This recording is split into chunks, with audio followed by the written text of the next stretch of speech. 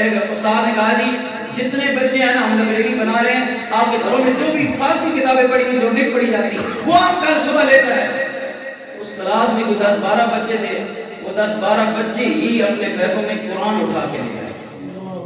استاد نے سارے بیگ چیک کیے تو سب کے بیگوں میں قرآن تھا۔ اب یہ ویڈیو ہے، حقیقت ہے، یہ ہماری ویڈیو جیسے ویڈیو چاہیے۔ اس استاد نے دیکھا سارے بیگوں میں قرآن پڑا ہوا ہے۔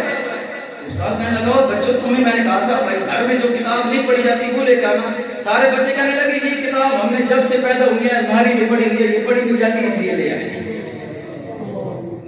اور دسو یہ حالات یہ محبت رسول ہے، یہ ساڑھے میلاد مصطفیٰ جلسیاں دا رزلٹ۔ کم علماء سے بھی پیار ختم، دین سے بھی پیار ختم، قرآن سے بھی پیار ختم۔ ہمارا بچہ 1 سال نرسری پریپ پڑھ لے نہ 1 میں آ جائے، اسے انگلش کے ورڈز پڑھنے نہ آئے، ہم جا کے اسکول پہنچ جاتے ہیں اور جی دادا 1000-5000 کا فیس لے رہے ہو، ساڑھے بچے میں ABC نہیں آتی، کیا پڑھا رہے ہو ساری کچھ احساس کرو۔ کوئی بچہ 10 سال 12 سال اس کی عمر ہو گئی، 8 سال ہو گیا، 8ویں میں پہنچ گیا، 10ویں میں پہنچ گیا، وہ قرآن میں کر کے پڑھ رہا ہے۔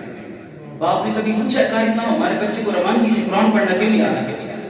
باپ اس لیے نہیں آتا بھیا سے آپ کو قاری صاحب ہی آپ بیٹھے بیٹھے میں نے دینے کے لیے، اس شرم کے مارے باپ کچھ نہیں آتا۔